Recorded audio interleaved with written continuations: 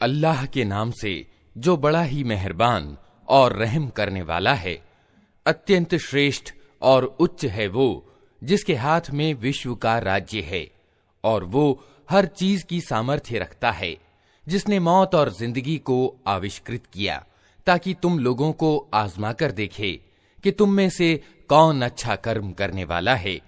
और वो प्रभुत्वशाली भी है और माफ करने वाला भी, जिसने ऊपर तले 7 आसमान बनाए। तुम रहमान यानी करुणामय ईश्वर की रचना में किसी तरह की असंगति ना पाओगे। फिर पलट कर देखो, कहीं तुम्हें कोई खलल दिखाई देता है? बार बार निगाह दौड़ाओ, तुम्हारी निगाह थक कर असफल पलट आएगी।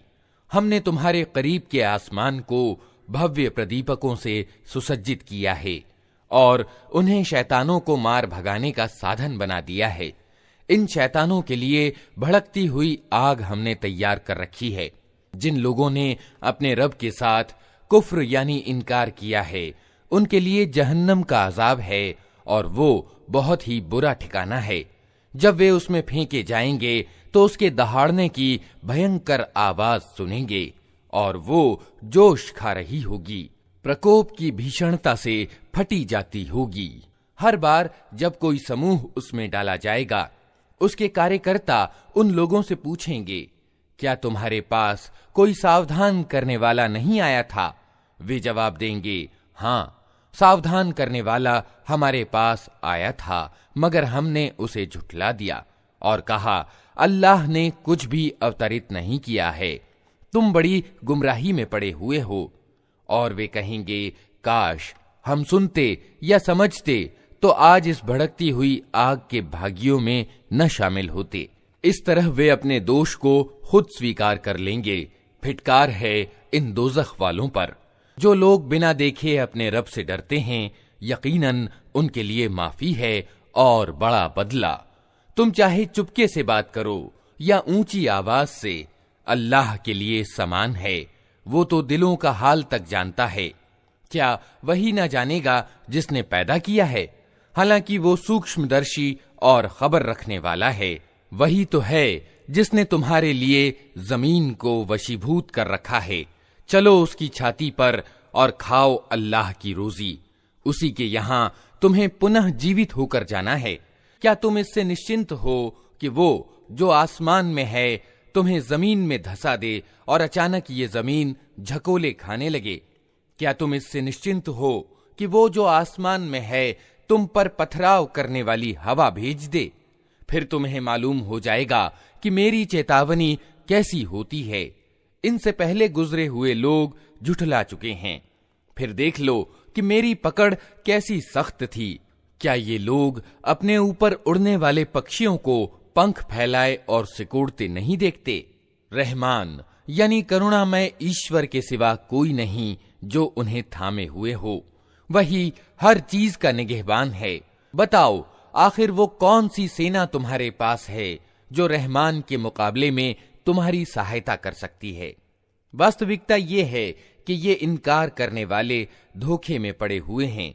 या फिर बताओ, कौन है जो तुम्हें रोजी दे सकता है अगर रहमान अपनी रोजी रोक ले? वास्तव में ये लोग सरकशी में और हक से मुंह मोड़ने पर अड़े हुए हैं। भला सोचो, जो व्यक्ति मुंह औंधाए चल रहा हो वो ज्यादा सही राह पाने वाला है या वो जो सिर उठाए सीधा एक समतल सड़क पर चल रहा हो? इनसे कहो, अल्लाह ही है जिसने तुम्हें पैदा किया, तुमको सुनने और देखने की शक्तियां दी और सोचने समझने वाले दिल दिए, मगर तुम कम ही कृतज्ञता दिखाते हो। इनसे कहो, अल्लाह ही है जिसने तुम्हें जमीन में फैलाया है और उसी की ओर तुम समेटे जाओगे। ये कहते हैं, अगर तुम सच्चे हो तो बताओ ये वादा कब पूरा होगा? कहो, इसका ज्ञान तो अल्लाह के पास है, मैं तो बस साफ साफ सचेत कर देने वाला हूं। फिर जब ये उस चीज को करीब से देख लेंगे तो उन सब लोगों के चेहरे बिगड़ जाएंगे जिन्होंने इनकार किया है, और उस समय उनसे कहा जाएगा कि यही है वह चीज जिसकी तुम मांग कर रहे थे। इनसे कहो, कभी तुमने ये भी सोचा कि अल्लाह चाहे मुझे और मेरे साथियों को तबाह कर दे या हम पर दया करे, काफिरों यानी अधर्मियों को दर्दनाक अजाब से कौन बचा लेगा? इनसे कहो, वो बड़ा दयावान है, उसी पर हम ईमान लाए हैं और उसी पर हमारा भरोसा है। जल्द ही तुम्हें मालूम हो जाएगा कि खुली गुमराही में पड़ा हुआ कौन है। इनसे कहो, कभी तुमने ये भी सोचा कि यदि तुम्हारे कुओं का पानी जमीन में उतर जाए तो कौन है जो इस पानी की बहती हुई सोतें तुम्हें निकाल कर ला देगा? अल्लाह के नाम से जो बड़ा ही मेहरबान और रहम करने वाला है। नून, कसम है कलम की और उस चीज की जिसे लिखने वाले लिख रहे हैं।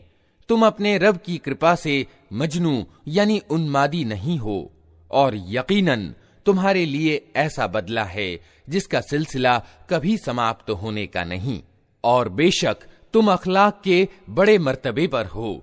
जल्द ही तुम भी देख लोगे और वे भी देख लेंगे कि तुम में से कौन जुनून यानी उन्माद में ग्रस्त है। तुम्हारा रब उन लोगों को भी खूब जानता है जो उसकी राह से भटके हुए हैं, और वही उनको भी अच्छी तरह जानता है जो सीधे रास्ते पर हैं। अतः तुम इन झुठलाने वालों के दबाव में हरगिज न आओ। ये तो चाहते हैं कि कुछ तुम झुको तो ये भी झुकें। हरगिज न दबो किसी ऐसे व्यक्ति से जो बहुत कस्में खाने वाला हीन आदमी है, ताने देता है, चुगलियां खाता फिरता है, भलाई से रोकता है, जुल्म और ज्यादती में हद से आगे बढ़ जाने वाला है, बड़ा दुराचारी है, अत्याचारी है और इन सब दोषों के साथ अधम है। इस कारण कि वो बहुत माल और संतान रखता है। जब हमारी आयतें उसको सुनाई जाती हैं तो कहता है कि ये अगले समयों की कहानियां हैं, जल्द ही हम इसकी सूंड पर दाग लगाएंगे। हमने इन मक्का वालों को उसी प्रकार आजमाइश में डाला है जैसे एक बाग के मालिकों को आजमाइश में डाला था, जब उन्होंने कसम खाई कि सुबह सवेरे जरूर ही अपने बाग के फल तोड़ेंगे, और वे कोई छूट नहीं रख रहे थे। रात को वे सोए पड़े थे कि तुम्हारे रब की ओर से एक बला उस बाग पर फिर गई और उसकी ऐसी दशा हो गई जैसे कटी हुई फसल हो। सुबह उन लोगों ने एक दूसरे को पुकारा कि अगर फल तोड़ने हैं तो सवेरे सवेरे अपनी खेती की ओर निकल चलो। अतः वे चल पड़े और आपस में चुपके चुपके कहते जाते थे कि आज कोई मोहताज तुम्हारे पास बाग में न आने पाए। वे कुछ न देने का फैसला किए हुए सुबह सवेरे जल्दी जल्दी इस तरफ वहां गए जैसे कि वे फल तोड़ने की सामर्थ्य रखते हैं, मगर जब बाग को देखा तो कहने लगे, हम रास्ता भूल गए हैं। नहीं, बल्कि हम वंचित रह गए।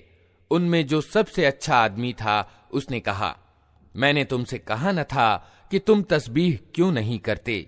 वे पुकार उठे, पाक है हमारा रब, वास्तव में हम गुनाहगार थे।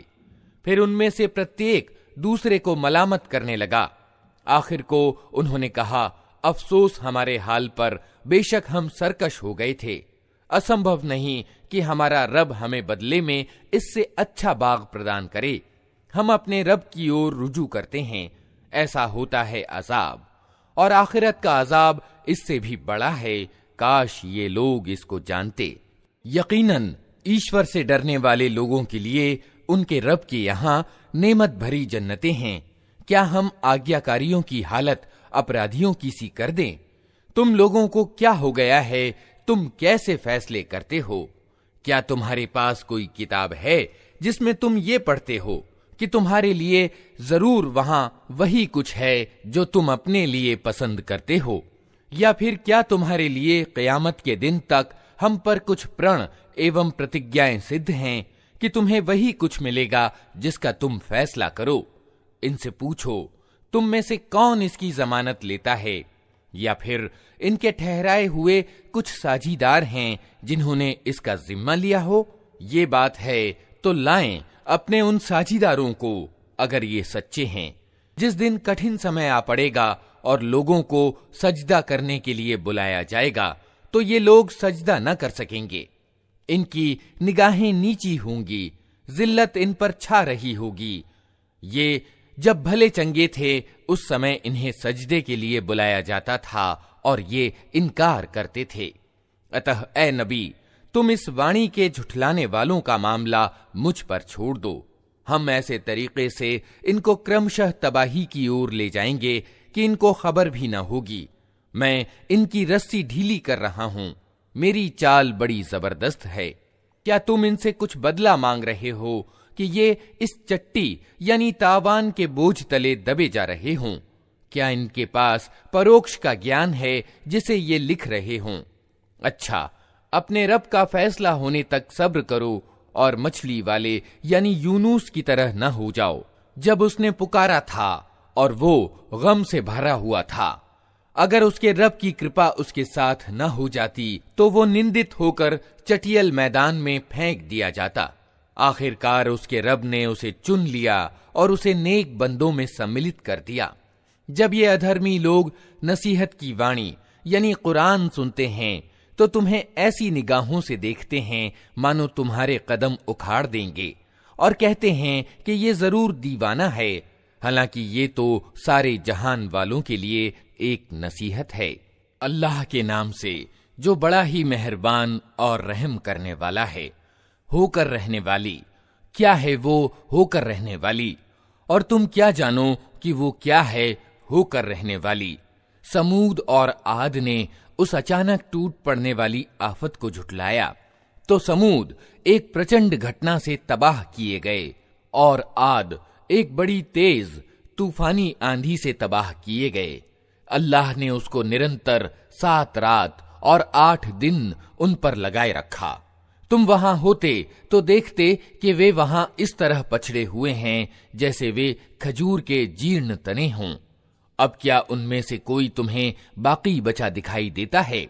और इसी बड़ी खता का अपराध फिरौन और उससे पहले के लोगों ने और तलपट हो जाने वाली बस्तियों ने किया। उन सब ने अपने रब के रसूल की बात न मानी तो उसने उनको बड़ी सख्ती के साथ पकड़ा। जब पानी का तूफान हद से गुजर गया तो हमने तुमको नाव में सवार कर दिया था ताकि इस घटना को तुम्हारे लिए एक शिक्षाप्रद यादगार बना दें और याद रखने वाले कान इसकी याद सुरक्षित रखें। फिर जब एक बार सूर में फूंक मार दी जाएगी और जमीन और पहाड़ों को उठाकर एक ही चोट में चूरा चूरा कर दिया जाएगा, उस दिन वो होने वाली घटना घटित हो जाएगी। उस दिन आसमान फटेगा और उसकी बंदिश ढीली पड़ जाएगी।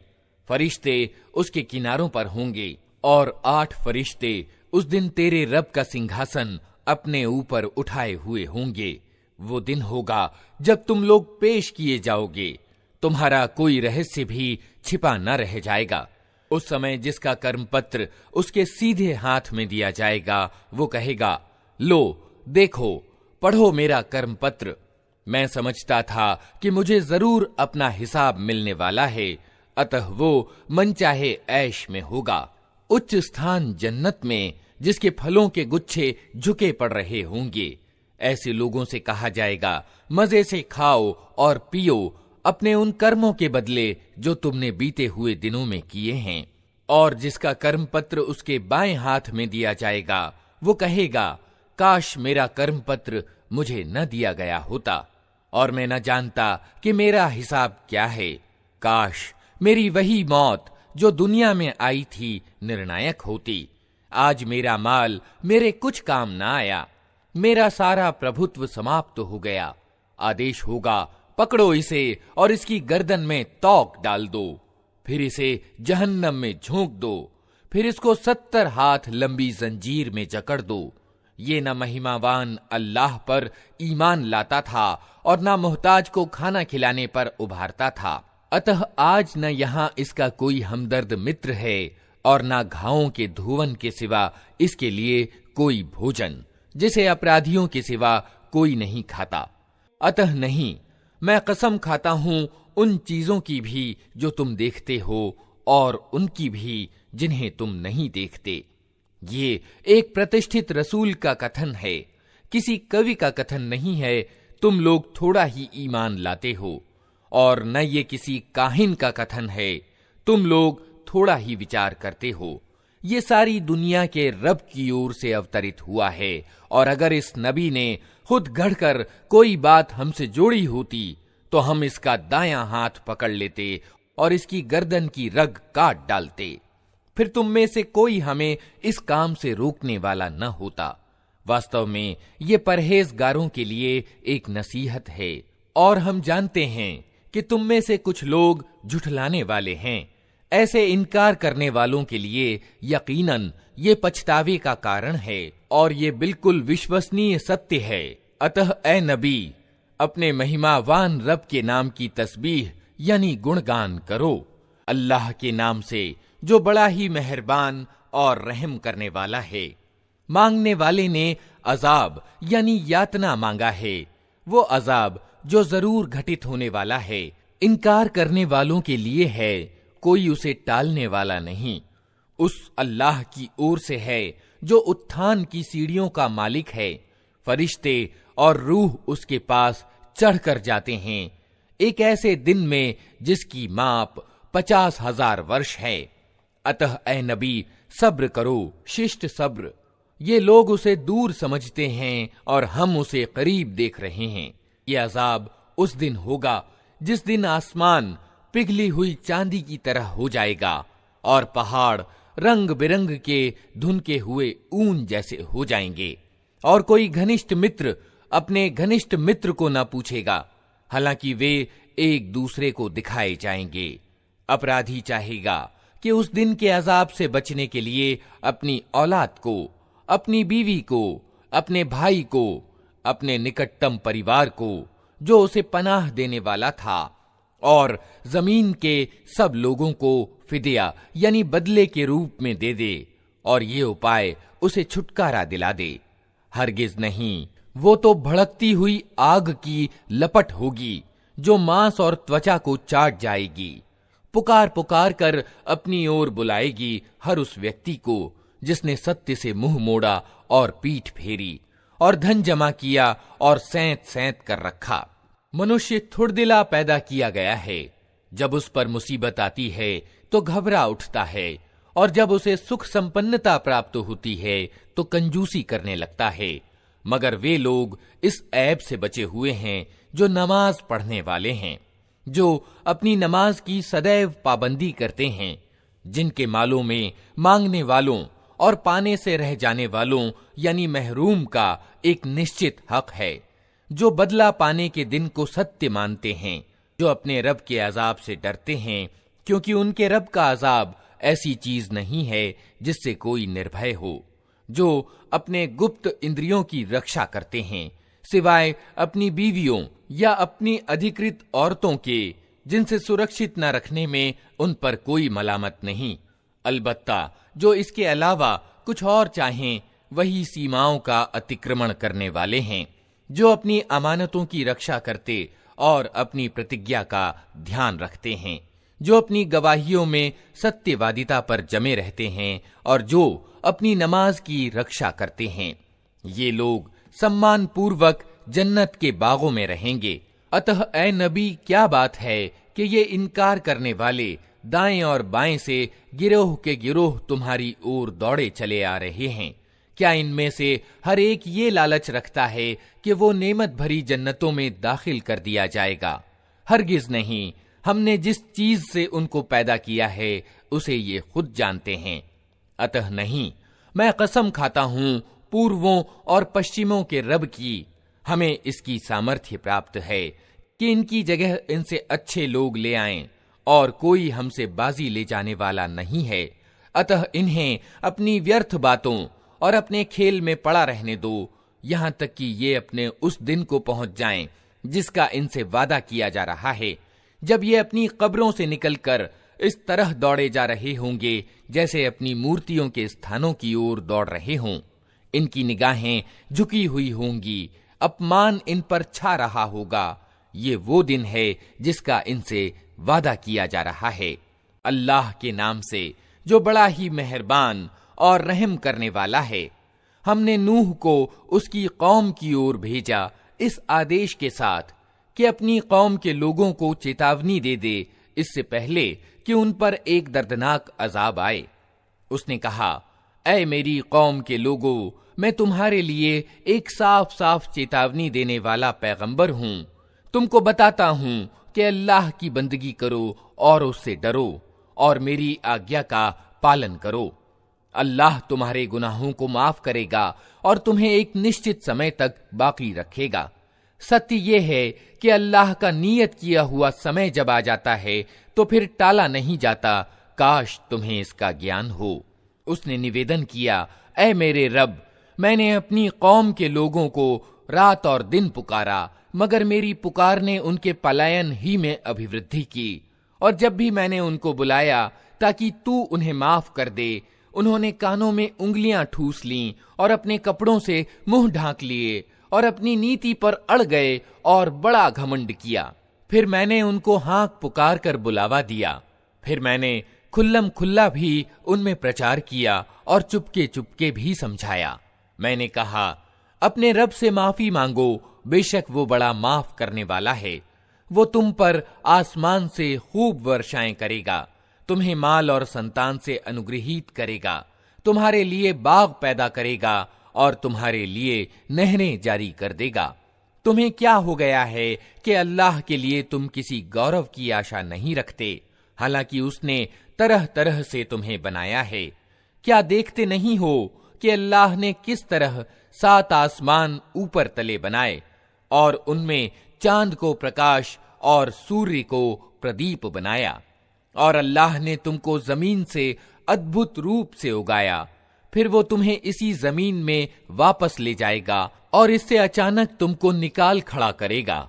और अल्लाह ने जमीन को तुम्हारे लिए बिछौने की तरह बिछा दिया ताकि तुम उसके अंदर खुले रास्तों में चलो। नूह ने कहा, मेरे रब, उन्होंने मेरी बात रद्द कर दी और उन रईसों का अनुसरण किया जो धन और संतान पाकर और ज्यादा असफल हो गए हैं। उन लोगों ने बड़ा भारी छल कपट का जाल फैला रखा है। उन्होंने कहा, हरगिज न छोड़ो अपने पूज्यों को, और न छोड़ो वद्द और सुआ को, और न यगूस और यऊक और नस्र को। उन्होंने बहुत लोगों को पथभ्रष्ट किया है और तू भी इन जालिमों को गुमराही के सिवा किसी चीज में उन्नति न दे। अपनी खताओं के कारण ही वे डुबोए गए और आग में झोंक दिए गए। फिर उन्होंने अपने लिए अल्लाह से बचाने वाला कोई सहायक न पाया। और नूह ने कहा, मेरे रब, इन इनकार करने वालों में से कोई जमीन पर बसने वाला न छोड़। अगर तूने इनको छोड़ दिया तो ये तेरे बंदों को गुमराह करेंगे और इनकी नस्ल से जो भी पैदा होगा दुराचारी और बड़ा इनकार करने वाला ही होगा। मेरे रब, मुझे और मेरे माँ बाप को और हर उस व्यक्ति को जिसने मेरे घर में ईमान वाले की हैसियत से प्रवेश किया है, और सब ईमान वाले मर्दों और ईमान वाली औरतों को माफ कर दे, और जालिमों के लिए तबाही के सिवा किसी चीज में अभिवृद्धि न कर। अल्लाह के नाम से जो बड़ा ही मेहरबान और रहम करने वाला है। ऐ नबी, कहो, मेरी ओर प्रकाशना की गई है कि जिन्नों के एक गिरोह ने ध्यान से सुना, फिर जाकर अपनी कौम के लोगों से कहा कि हमने एक बड़ा अजीब कुरान सुना है जो सीधे मार्ग की ओर मार्गदर्शन करता है, इसलिए हम उस पर ईमान ले आए हैं और अब हम हरगिज अपने रब के साथ किसी को सहभागी न ठहराएंगे। और ये कि हमारे रब का गौरव बहुत उच्च है, उसने किसी को बीवी या बेटा नहीं बनाया है। और ये कि हमारे नादान लोग अल्लाह के संबंध में बहुत सत्य विरोधी बातें कहते रहे हैं। और ये कि हमने समझा था कि इंसान और जिन्न कभी अल्लाह के विषय में झूठ नहीं बोल सकते। और ये कि इंसानों में से कुछ लोग जिन्नों में से कुछ लोगों की पनाह मांगा करते थे। इस तरह उन्होंने जिन्नों का घमंड और ज्यादा बढ़ा दिया। और ये कि इंसानों ने भी वही गुमान किया जैसा तुम्हारा गुमान था कि अल्लाह किसी को रसूल बनाकर न भेजेगा। और ये कि हमने आसमान को टटोला तो देखा कि वो पहरेदारों से पटा पड़ा है और उल्काओं की वर्षा हो रही है। और ये कि पहले हम सुनगुन लेने के लिए आसमान में बैठने का स्थान पा लेते थे, मगर अब जो चोरी छिपे सुनने का प्रयास करता है वो अपने लिए घात में एक उल्का लगा हुआ पाता है। और ये कि हमारी समझ में नहीं आता था कि क्या जमीन वालों से कोई बुरा व्यवहार करने का इरादा किया गया है या उनका रब उन्हें उचित मार्ग दिखाना चाहता है, और ये कि हम में से कुछ लोग नेक हैं और कुछ इससे अधम हैं। हम विभिन्न तरीकों में बटे हुए हैं, और ये कि हम समझते थे कि न जमीन में हम अल्लाह को बेबस कर सकते हैं और न भागकर उसे हरा सकते हैं, और ये कि हमने जब मार्गदर्शन की बात सुनी तो हम उस पर ईमान ले आए। अब जो कोई भी अपने रब पर ईमान ले आएगा उसे किसी तरह के हक मारे जाने या जुल्म का डर ना होगा, और ये कि हम में से कुछ मुस्लिम यानी अल्लाह के आज्ञाकारी हैं और कुछ सत्य से हटे हुए। तो जिन्होंने इस्लाम यानी आज्ञा पालन का मार्ग ग्रहण कर लिया उन्होंने मुक्ति का मार्ग ढूंढ लिया, और जो सत्य से हटे हुए हैं वे जहन्नम का ईंधन बनने वाले हैं।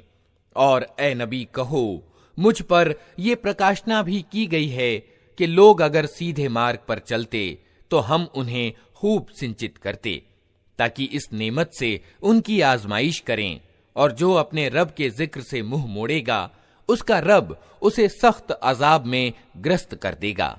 और ये कि मस्जिदें अल्लाह के लिए हैं, अतः उनमें अल्लाह के साथ किसी और को न पुकारो। और ये कि जब अल्लाह का बंदा उसको पुकारने के लिए खड़ा हुआ तो लोग उस पर टूट पड़ने के लिए तैयार हो गए। ए नबी कहो, मैं तो अपने रब को पुकारता हूं और उसके साथ किसी को शरीक नहीं करता। कहो, मैं तुम लोगों के लिए न किसी हानि का अधिकार रखता हूं न किसी भलाई का। कहो, मुझे अल्लाह की पकड़ से कोई बचा नहीं सकता और ना मैं उसके दामन के सिवा कोई शरण लेने की जगह पा सकता हूं। मेरा कार्य इसके सिवा कुछ नहीं है कि अल्लाह की बात और उसके संदेश पहुंचा दूं। अब जो भी अल्लाह और उसके रसूल की बात न मानेगा उसके लिए जहन्नम की आग है, और ऐसे लोग उसमें हमेशा रहेंगे। ये लोग अपनी इस नीति से बाज न आएंगे यहां तक कि जब उस चीज को देख लेंगे जिसका इनसे वादा किया जा रहा है तो इन्हें मालूम हो जाएगा कि किसके सहायक कमजोर हैं और किसका जत्था संख्या में कम है। कहो, मैं नहीं जानता कि जिस चीज का वादा तुमसे किया जा रहा है वो नजदीक है या मेरा रब उसके लिए कोई लंबी अवधि नियत करता है। वो परोक्ष का जानने वाला है, अपने परोक्ष को किसी पर प्रकट नहीं करता सिवाय उस रसूल के जिसे उसने परोक्ष का ज्ञान देने के लिए पसंद कर लिया हो। तो उसके आगे और पीछे वो रक्षक लगा देता है ताकि वो जान ले कि उन्होंने अपने रब के संदेश पहुंचा दिए, और वो उनके पूरे वातावरण यानी माहौल को घेरे में लिए हुए है और एक एक चीज को उसने गिन रखा है। अल्लाह के नाम से जो बड़ा ही मेहरबान और रहम करने वाला है। ऐ ओढ़ लपेट कर सोने वाले, रात को नमाज में खड़े रहा करो, मगर कम आधी रात या उससे कुछ कम कर लो या उससे कुछ अधिक बढ़ा दो, और कुरान को भली भांति ठहर ठहर कर पढ़ो। हम तुम पर एक भारी कलाम यानी वाणी अवतरित करने वाले हैं। वास्तव में रात का उठना मन यानी नफ्स पर काबू पाने के लिए बहुत प्रभावकारी और कुरान ठीक पढ़ने के लिए अधिक अनुकूल है। दिन के समयों में तो तुम्हारे लिए बहुत व्यस्तताएं हैं। अपने रब के नाम का जिक्र किया करो और सबसे कटकर उसी के हो रहो। वो पूर्व और पश्चिम का रब है, उसके सिवा कोई इलाह यानी ईश्वर नहीं, अतः उसी को अपना वकील बना लो। और जो बातें लोग बना रहे हैं उन पर धैर्य से काम लो और सज्जनता के साथ उनसे अलग हो जाओ। इन जुठलाने वाले खुशहाल लोगों से निपटने का काम तुम मुझ पर छोड़ दो और उन्हें तनिक देर इसी हालत पर रहने दो। हमारे पास उनके लिए भारी बेड़ियां हैं और भड़कती हुई आग और गले में फंसने वाला खाना और दर्दनाक अजाब।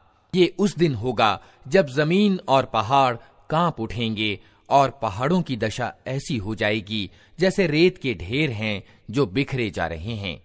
तुम लोगों के पास हमने उसी प्रकार एक रसूल तुम पर गवाह बनाकर भेजा है जिस प्रकार हमने फिरौन की ओर एक रसूल भेजा था। फिर देख लो, जब फिरौन ने उस रसूल की बात न मानी तो हमने उसको बड़ी सख्ती के साथ पकड़ लिया। अगर तुम मानने से इनकार करोगे तो उस दिन से कैसे बच जाओगे जो बच्चों को बूढ़ा कर देगा और जिसकी सख्ती से आसमान फटा जा रहा होगा। अल्लाह का वादा तो पूरा होकर ही रहना है। ये एक नसीहत है, अब जिसका जी चाहे अपने रब की ओर जाने का मार्ग ग्रहण कर ले। ए नबी, तुम्हारा रब जानता है कि तुम कभी 2/3 रात के लगभग और कभी आधी रात और कभी 1/3 रात इबादत में खड़े रहते हो, और तुम्हारे साथियों में से भी एक गिरोह ये कार्य करता है। अल्लाह ही रात और दिन का हिसाब रखता है। उसे मालूम है कि तुम लोग समयों की ठीक गणना नहीं कर सकते, अतः उसने तुम पर दया की। अब जितना आसानी से पढ़ सको कुरान पढ़ा करो। उसे मालूम है कि तुम में से कुछ बीमार होंगे, कुछ दूसरे लोग अल्लाह के अनुग्रह यानी रोजी की खोज में यात्रा करते हैं, और कुछ और लोग अल्लाह के मार्ग में युद्ध करते हैं। अतः जितना कुरान आसानी से पढ़ा जा सके पढ़ लिया करो, नमाज कायम करो, ज़कात दो और अल्लाह को अच्छा कर्ज देते रहो। जो कुछ भलाई तुम अपने लिए आगे भेजोगे उसे अल्लाह के यहाँ मौजूद पाओगे। वही ज्यादा अच्छा है और उसका बदला बहुत बड़ा है। अल्लाह से क्षमा याचना करते रहो, निस्संदेह अल्लाह बड़ा क्षमाशील और दयावान है। अल्लाह के नाम से जो बड़ा ही मेहरबान और रहम करने वाला है। ऐ ओढ़ लपेट कर लेटने वाले, उठो और खबरदार करो और अपने रब की बड़ाई का ऐलान करो, और अपने कपड़े स्वच्छ रखो और गंदगी से दूर रहो, और एहसान न करो अधिक प्राप्त करने के लिए, और अपने रब के लिए सब्र यानी धैर्य करो। अच्छा, जब नरसिंघा में फूंक मारी जाएगी वो दिन बड़ा ही कठिन होगा, इनकार करने वालों के लिए हल्का ना होगा। छोड़ दो मुझे और उस व्यक्ति को जिसे मैंने अकेला पैदा किया, बहुत सा धन उसको दिया, उसके साथ उपस्थित रहने वाले बेटे दिए और उसके लिए रियासत का मार्ग प्रशस्त किया। फिर वो लोभ रखता है कि मैं उसे और अधिक दूं। कदापि नहीं, वो हमारी आयतों से वैर रखता है। मैं तो उसे शीघ्र एक कठिन चढ़ाई चढ़वाऊंगा। उसने सोचा और कुछ बात बनाने की कोशिश की, तो अल्लाह की मार उस पर कैसी बात बनाने की कोशिश की। हाँ, अल्लाह की मार उस पर कैसी बात बनाने की कोशिश की। फिर लोगों की ओर देखा, फिर पेशानी सिकोड़ी और मुंह बनाया, फिर पलटा और घमंड में पड़ गया। अंततः बोला कि ये कुछ नहीं मगर एक जादू जो पहले से चला आ रहा है। ये तो एक मानवीय वाणी है, शीघ्र ही मैं उसे नरक में झोंक दूंगा, और तुम क्या जानो कि क्या है वो नरक, न बाकी रखे न छोड़े, खाल झुलसा देने वाला। 19 कार्यकर्ता उस पर नियुक्त हैं। हमने नरक के ये कार्यकर्ता फरिश्ते बनाए हैं और उनकी संख्या को इनकार करने वालों के लिए आजमाइश बना दिया है, ताकि किताब वालों को यकीन हो जाए और ईमान वालों का ईमान बढ़े, और किताब वाले और ईमान वाले किसी संदेह में न रहें, और दिल के बीमार और इनकार करने वाले ये कहें कि भला अल्लाह का इस अद्भुत बात से क्या मतलब हो सकता है। इस प्रकार अल्लाह जिसे चाहता है पथभ्रष्ट कर देता है और जिसे चाहता है मार्ग दिखा देता है, और तेरे रब की सेनाओं को स्वयं उसके सिवा कोई नहीं जानता। और इस नरक का उल्लेख इसके सिवा किसी उद्देश्य से नहीं किया गया कि लोगों को इससे नसीहत हो। कदापि नहीं, कसम है चांद की और रात की जबकि वो पलटती है, और सुबह की जबकि वो रोशन होती है। ये जहन्नम यानी नरक भी बड़ी चीजों में से एक है। इंसानों के लिए डरावा, तुम में से हर उस व्यक्ति के लिए डरावा जो आगे बढ़ना चाहे या पीछे रह जाना चाहे। हर व्यक्ति अपनी कमाई के बदले रहन है। दाएं बाजू वालों के सिवा जो जन्नतों में होंगे, वे अपराधियों से पूछेंगे, तुम्हें क्या चीज नरक में ले गई? वे कहेंगे, हम नमाज पढ़ने वालों में से न थे और मोहताज को खाना नहीं खिलाते थे, और सत्य के विरुद्ध बातें बनाने वालों के साथ मिलकर हम भी बातें बनाने लगते थे।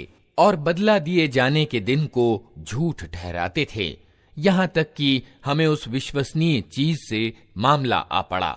उस समय सिफारिश करने वालों की कोई सिफारिश उनके किसी काम न आएगी।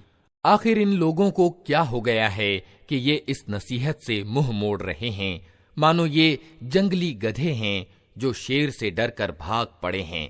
बल्कि इनमें से तो हर एक ये चाहता है कि उसके नाम खुले पत्र भेजे जाएं। कदापि नहीं। असल बात ये है कि ये आखिरत यानी परलोक का डर नहीं रखते। कदापि नहीं। ये तो एक नसीहत है। अब जिसका जी चाहे इससे शिक्षा प्राप्त कर ले, और ये कोई शिक्षा प्राप्त न करेंगे, ये और बात है कि अल्लाह ही ऐसा चाहे। वो इसका हकदार है कि उसका डर रखा जाए, और वो इस योग्य है कि डर रखने वालों को क्षमा कर दे। अल्लाह के नाम से जो बड़ा ही मेहरबान और रहम करने वाला है।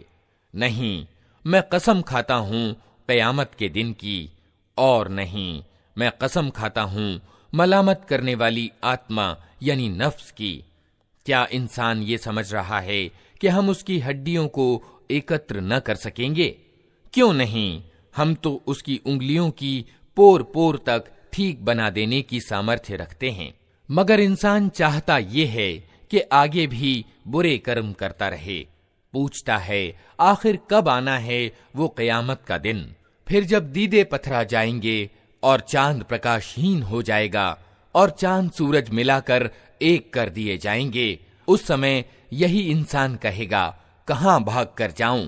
हरगिज नहीं, वहां पनाह लेने की कोई जगह न होगी। उस दिन तेरे रब ही के सामने जाकर ठहरना होगा।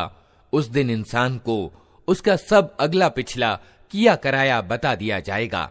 बल्कि इंसान खुद ही अपने आप को खूब जानता है, चाहे वो कितने ही उज्र पेश करे। ऐ नबी, इस प्रकाशना यानी वही को जल्दी जल्दी याद करने के लिए अपनी जबान को हरकत न दो। इसको याद करा देना और पढ़वा देना हमारे जिम्मे है। अतः जब हम इसे पढ़ रहे हों, उस समय तुम इसके पठन को ध्यान से सुनते रहो। फिर इसका अर्थ समझा देना भी हमारे ही जिम्मे है। हरगिज नहीं, वास्तविक बात यह है कि तुम लोग जल्दी प्राप्त होने वाली चीज अर्थात दुनिया से प्रेम रखते हो और आखिरत को छोड़ देते हो। उस दिन कुछ चेहरे तरोताजा होंगे, अपने रब की ओर देख रहे होंगे, और कुछ चेहरे उदास होंगे और समझ रहे होंगे कि उनके साथ कमर तोड़ व्यवहार होने वाला है। हरगिज नहीं, जब प्राण कंठ तक पहुंच जाएंगे और कहा जाएगा कि है कोई झाड़ फूंक करने वाला, और इंसान समझ लेगा कि ये दुनिया से जुदाई का समय है और पिंडली से पिंडली जुड़ जाएगी। वो दिन होगा तेरे रब की ओर प्रस्थान का। मगर उसने न सच माना और न नमाज पढ़ी, बल्कि झुठलाया और पलट गया। फिर अकड़ता हुआ अपने घर वालों की ओर चल दिया। ये नीति तेरे ही लिए उचित है और तुझ ही को शोभा देती है। हाँ, ये नीति तेरे ही लिए उचित है और तुझ ही को शोभा देती है। क्या इंसान ने ये समझ रखा है कि वो यूं ही आजाद छोड़ दिया जाएगा? क्या वो एक तुच्छ पानी का वीर्य न था जो माँ के गर्भाशय में टपकाया जाता है? फिर वो एक लोथड़ा बना, फिर अल्लाह ने उसका शरीर बनाया और उसके अंग ठीक किए। फिर उससे मर्द और औरत की दो किस्में बनाईं। क्या उसे इसकी सामर्थ्य प्राप्त नहीं है कि मरने वालों को फिर से जिंदा कर दे? अल्लाह के नाम से जो बड़ा ही मेहरबान और रहम करने वाला है। क्या इंसान पर अनंत काल का एक ऐसा समय भी बीता है जब वो कोई उल्लेखनीय वस्तु न था? हमने इंसान को एक मिश्रित वीर्य से पैदा किया ताकि उसकी परीक्षा लें, और इस उद्देश्य के लिए हमने उसे सुनने और देखने वाला बनाया। हमने उसे मार्ग दिखा दिया, चाहे कृतज्ञता दिखाने वाला बने या इनकार करने वाला। इनकार करने वालों के लिए हमने जंजीरें और तौक और भड़कती हुई आग तैयार कर रखी है। नेक लोग जन्नत में पेय के ऐसे जाम पिएंगे जिनमें कपूर जल का मिश्रण होगा। ये एक बहता हुआ स्रोत होगा जिसके पानी के साथ अल्लाह के बंदे पेय पिएंगे और जहां चाहेंगे आसानी के साथ उसकी शाखाएं निकाल लेंगे। ये वे लोग होंगे जो दुनिया में नज्र पूरी करते हैं और उस दिन से डरते हैं जिसकी आफत हर ओर फैली हुई होगी, और अल्लाह के प्रेम में मोहताज और अनाथ और कैदी को खाना खिलाते हैं और उनसे कहते हैं कि हम तुम्हें सिर्फ अल्लाह के लिए खिला रहे हैं, हम तुमसे न कोई बदला चाहते हैं न शुक्रिया। हमें तो अपने रब से उस दिन के अजाब का डर लगा हुआ है जो सख्त मुसीबत का अत्यंत लंबा दिन होगा। अतः अल्लाह ताला उन्हें उस दिन की बुराई से बचा लेगा और उन्हें ताजगी और आनंद प्रदान करेगा, और उनके सब्र के बदले में उन्हें जन्नत और रेशमी वस्त्र प्रदान करेगा। वहां वे ऊंची मसनदों पर तकिए लगाए बैठे होंगे, न उन्हें धूप की गर्मी सताएगी न जाड़े की ठंड। जन्नत की छांव उन पर झुकी हुई छाया कर रही होगी और उसके फल हर समय उनके बस में होंगे कि जिस तरह चाहें उन्हें तोड़ लें। उनके आगे चांदी के बर्तन और शीशे के प्याले गर्दिश कराए जा रहे होंगे। शीशे भी वे जो चांदी के किस्म के होंगे, और उनको जन्नत के प्रबंधकों ने ठीक अंदाजे के अनुसार भरा होगा। उनको वहां ऐसे पेय के प्याले पिलाए जाएंगे जिसमें सोंठ का मिश्रण होगा। ये जन्नत का एक स्रोत होगा जिसे सलसबील कहा जाता है। उनकी सेवा के लिए ऐसे लड़के दौड़ते फिर रहे होंगे जो हमेशा लड़के ही रहेंगे। तुम उन्हें देखो तो समझो कि मोती हैं जो बिखेर दिए गए हैं। वहां जिधर भी तुम निगाह डालोगे नेमतें ही नेमतें और एक बड़े राज्य की सामग्री तुम्हें दिखाई देगी। उनके ऊपर बारीक रेशम के हरे वस्त्र और अतलस और दीबा के कपड़े होंगे। उनको चांदी के कंगन पहनाए जाएंगे और उनका रब उनको अत्यंत पवित्र पेय पिलाएगा। ये है तुम्हारा बदला और तुम्हारी कारगुजारी कद्र के योग्य ठहरी है। ऐ नबी, हमने ही तुम पर यह कुरान थोड़ा थोड़ा करके उतारा है, अतः तुम अपने रब के हुक्म पर सब्र करो और इनमें से किसी दुराचारी और सत्य का इनकार करने वाले की बात न मानो। अपने रब का नाम सुबह और शाम याद करो, रात को भी उसके सामने सजदा करते रहो और रात के लंबे समयों में उसकी तस्बीह यानी गुणगान करते रहो। ये लोग तो जल्दी प्राप्त होने वाली चीज यानी दुनिया से प्रेम रखते हैं और आगे जो भारी दिन आने वाला है उसकी उपेक्षा कर देते हैं।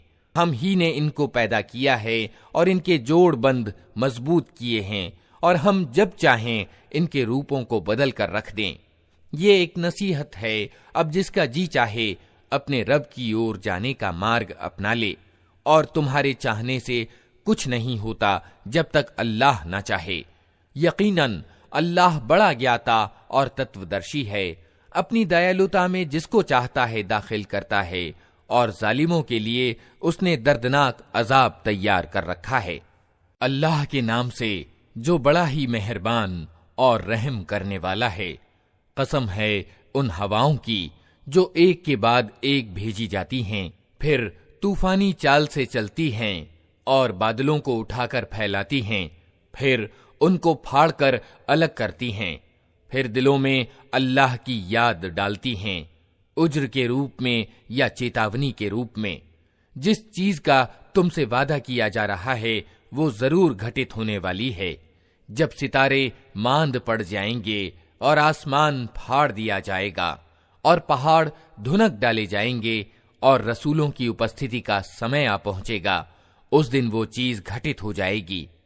किस दिन के लिए ये काम उठा रखा गया है? फैसले के दिन के लिए, और तुम्हें क्या खबर कि वो फैसले का दिन क्या है? तबाही है उस दिन झुठलाने वालों के लिए। क्या हमने अगलों को तबाह नहीं किया, फिर उन्हीं के पीछे हम बाद वालों को चलता करेंगे। अपराधियों के साथ हम यही कुछ किया करते हैं। तबाही है उस दिन झुठलाने वालों के लिए। क्या हमने एक तुच्छ पानी से तुम्हें पैदा नहीं किया और एक निश्चित अवधि तक उसे एक सुरक्षित जगह ठहराए रखा?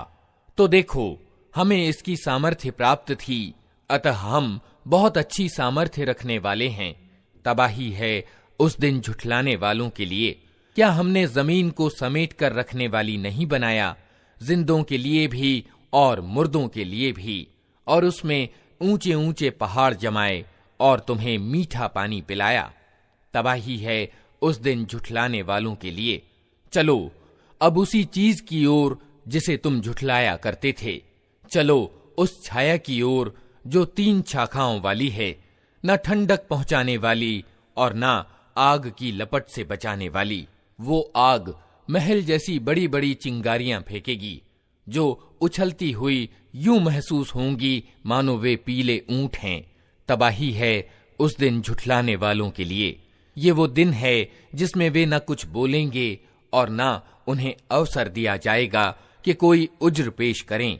तबाही है उस दिन झुठलाने वालों के लिए। ये फैसले का दिन है, हमने तुम्हें और तुमसे पहले गुजरे हुए लोगों को इकट्ठा कर दिया है। अब अगर कोई चाल तुम चल सकते हो तो मेरे मुकाबले में चल देखो। तबाही है उस दिन झुठलाने वालों के लिए। डर रखने वाले लोग आज छांवों और स्रोतों में हैं, और जो फल वे चाहें उनके लिए मौजूद हैं। खाओ और पियो मजे से अपने उन कर्मों के बदले में जो तुम करते रहे हो। हम नेक लोगों को ऐसा ही बदला देते हैं। तबाही है उस दिन झुठलाने वालों के लिए। खा लो और मजे कर लो थोड़े दिन, वास्तव में तुम लोग अपराधी हो। तबाही है उस दिन झुठलाने वालों के लिए। जब उनसे कहा जाता है कि अल्लाह के आगे झुको तो नहीं झुकते। तबाही है उस दिन झुठलाने वालों के लिए। अब इस कुरान के बाद और कौन सी ऐसी वाणी हो सकती है जिस पर ये ईमान लाएं।